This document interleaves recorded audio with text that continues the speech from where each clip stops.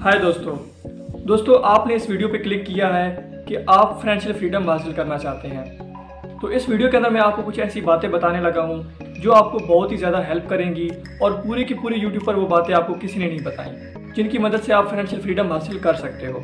दोस्तों, financial freedom हासिल करने का हर किसी का जो तरीका होता है वो अलग होता है, हर कोई अपना मेथड बताता है और बहुत सी बुक्स जो हैं वो भी लिखी गई हैं फाइनेंशियल फ्रीडम पर। लेकिन दोस्तों, आपको क्लैरिटी के साथ एक चीज़ समझ नहीं आती, एक प्लान समझ नहीं आता कि मुझे किस तरीके से फाइनेंशियल फ्रीडम मिलेगी। लेकिन आज इस वीडियो के अंदर मैं जो बातें आपको बताने लगा हूँ और जो प्लान आपके साथ शेयर करने लगा हूँ, तो अगले 5 साल के अंदर अंदर आप फाइनेंशियल फ्रीडम को हासिल कर सकते हैं। हाय दोस्तों, मेरा नाम है जुनेश शौकत और वेलकम करता हूं आपको डीप डाइव की कम्युनिटी में। तो दोस्तों, अगर आपने अभी तक हमारी कम्युनिटी को ज्वाइन नहीं किया तो जल्दी से ज्वाइन कर लो, क्योंकि यहाँ पर आपको बहुत ही वैल्यूएबल कंटेंट मिलता रहता है। तो इस वीडियो को स्टार्ट करते हैं। दोस्तों, फाइनेंशियल फ्रीडम को हासिल करने से पहले आपको एक बात को आपको बहुत ही जल्दी समझना पड़ेगा, और वो बात क्या है?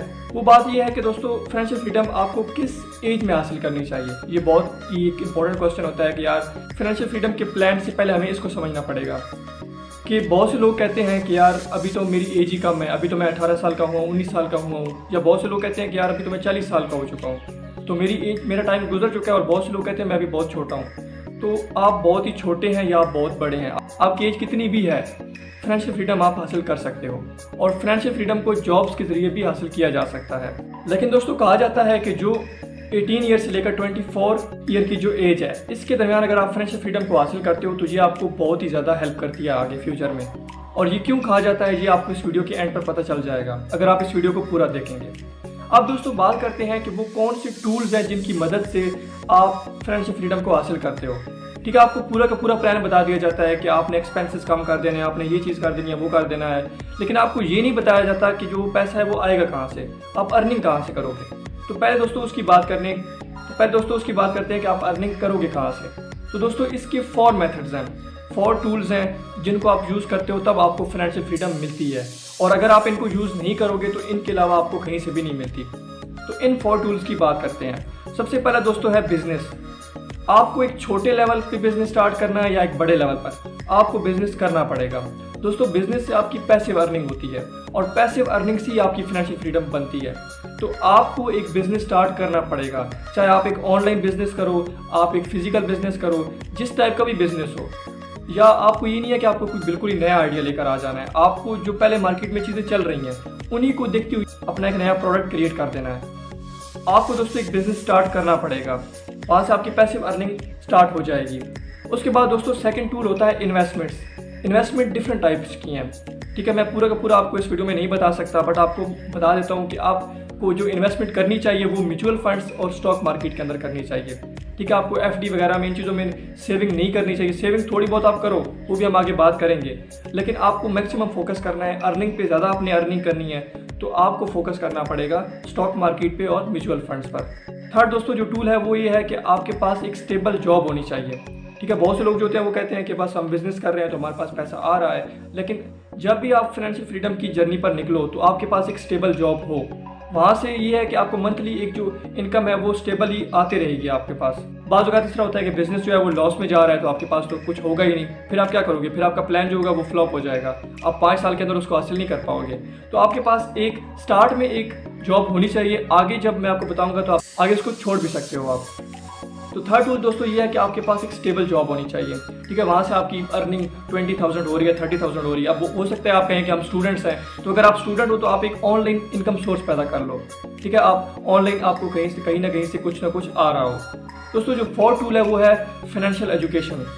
आपको सीखना पड़ेगा थोड़ा बहुत फाइनेंशियल एजुकेशन के बारे में कि पैसे को मैनेज किस तरह किया जाता है, अपने एक्सपेंसेस किस तरह काम किए जाते हैं, और पूरा का पूरा जो एक मनी के रूल्स हैं उनको समझना पड़ेगा। फाइनेंशियल एजुकेशन को आप स्टेप बाय स्टेप सब कुछ समझ लो उसके बारे में। बहुत से यूट्यूब चैनल्स भी हैं, बहुत सी बुक्स भी हैं, और उसके बारे में आप मुकम्मल आपको पता होना चाहिए कि प्लानिंग किस तरह की जाती है, अपने पैसे को किस तरह संभाला जाता है, कितनी हमने सेविंग करनी है, कितनी हमने इन्वेस्टमेंट्स करनी है।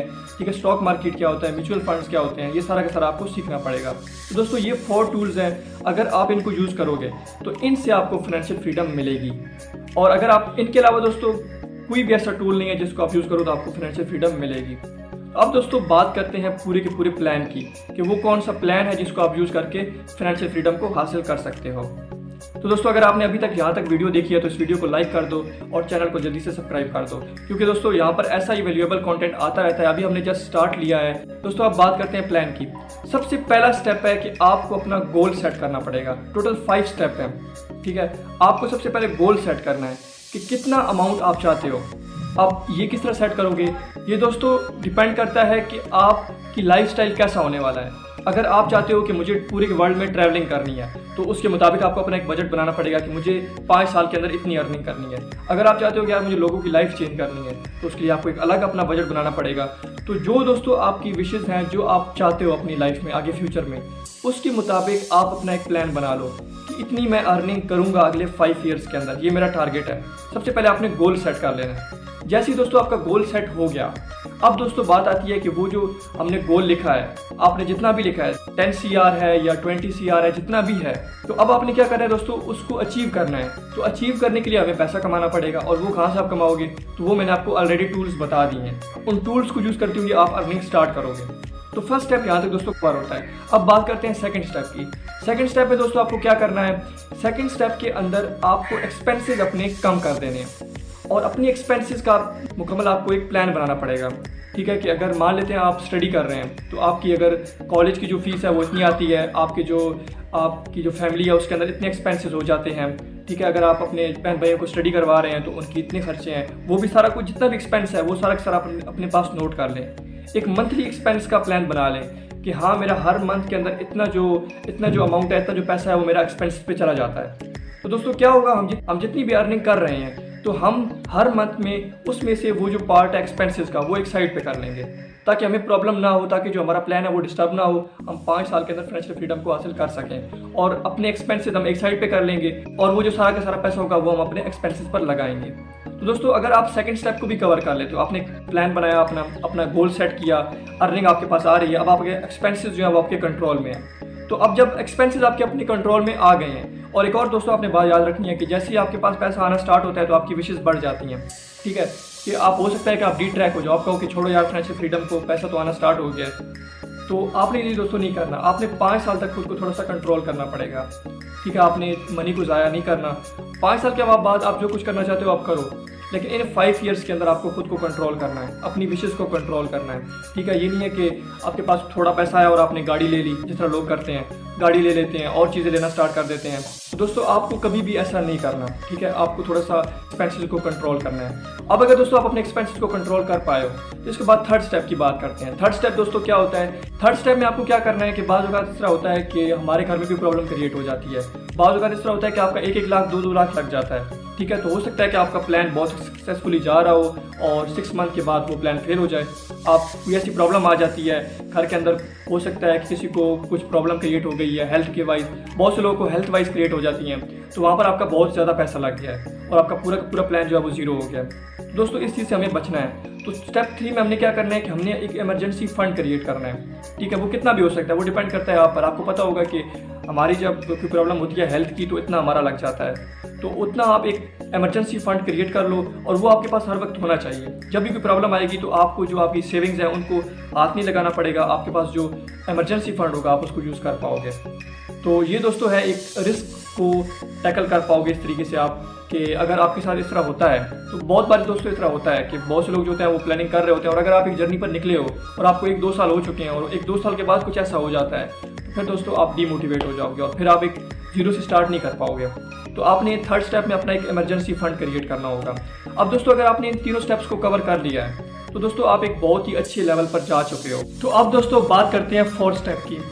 4th स्टेप के अंदर दोस्तों आपको ये करना है कि दोस्तों बहुत से लोगों पर लोन्स होते हैं। ठीक है, आपने हो सकता है कि किसी बैंक से लोन लिया हो सकता है कि आपने किसी बंदे से लोन लिया हो, तो आपने सारे के सारे अपने डेब्ट्स और लोन दे देने हैं, उन्हें ख़त्म करना है। ठीक है, ये आपने बात दोस्तों याद रखनी है कि मैंने आपको ये नहीं बोला, पहले स्टेप में मैंने आपको ये चीज़ नहीं की, सेकंड में नहीं की, थर्ड में नहीं की, 4th पे ये बात कह रहा हूँ। तो आपने स्टार्ट में जो मैंने आपको 3 स्टेप बताया पहले उनको फॉलो करना है। जब वो कंप्लीट हो जाए उसके बाद जाकर आप अपने डेब्ट्स देना स्टार्ट करो और सारे के सारे अपने डेब्ट्स ख़त्म करो 4th स्टेप के अंदर। और क्योंकि दोस्तों अगर आपके ऊपर डेब्ट्स हैं, आपके ऊपर लोन है, तो लोग आते रहेंगे आपके दरवाजे पर, लोग आपको कहते रहेंगे कि यार पैसे वापस करो, फिर वो फ्रीडम तो नहीं है। फाइनेंशियल फ्रीडम का मतलब ये है कि आप एक फ्रीडम वाली लाइफ जी रहे हो।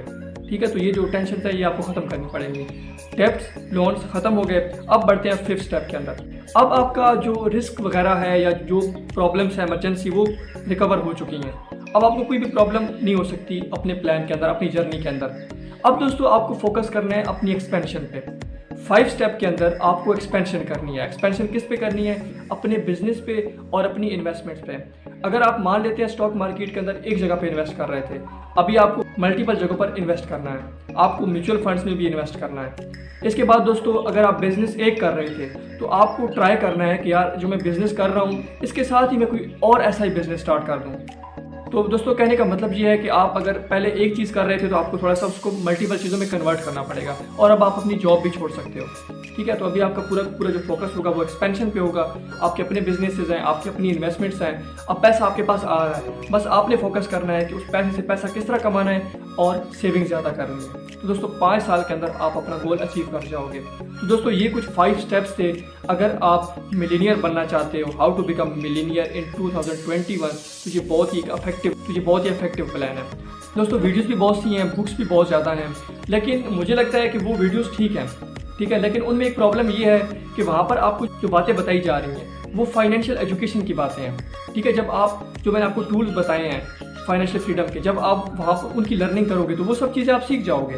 ठीक है, लेकिन आपके पास एक प्लान होना चाहिए, मेन चीज़ आपको पता होना चाहिए कि यार ये स्टेप्स मैंने करने हैं। तो दोस्तों ये कुछ बातें थी फाइनेंशियल फ्रीडम के बारे में। इसके अलावा दोस्तों एक जो मैंने आपको स्टार्ट में बात बोली थी कि ऐसा क्यों कहते हैं कि आपको जल्दी फ्रीडम हासिल करनी चाहिए, आपको 18 साल से लेकर 24 साल तक आपको फाइनेंशियल फ्रीडम हासिल करनी चाहिए। इसके पीछे दोस्तों रीज़न ये है कि इस एज के अंदर आपके पास टाइम और एनर्जी बहुत ज़्यादा होता है, ठीक है, और पैसा नहीं होता। और दोस्तों जो पैसा है वो आपका टाइम से आता है। अगर आप मुझे कहोगे वीडियो इस पर बना दूंगा, पैसे का और टाइम का बहुत ही ज़्यादा आपस में रिलेशनशिप है। टाइम और एनर्जी आपके पास 18 साल से लेकर 24 साल तक बहुत ज़्यादा होती है, प्लस आप रिस्क ज़्यादा ले सकते हो, आप पर कोई ज़्यादा रिस्पॉन्सिबिलिटीज़ नहीं है। तो ये बहुत ही इफेक्टिव टाइम होता है कुछ नया स्टार्ट करने के लिए। दोस्तों ये कुछ बातें थी फाइनेंशियल फ्रीडम के बारे में।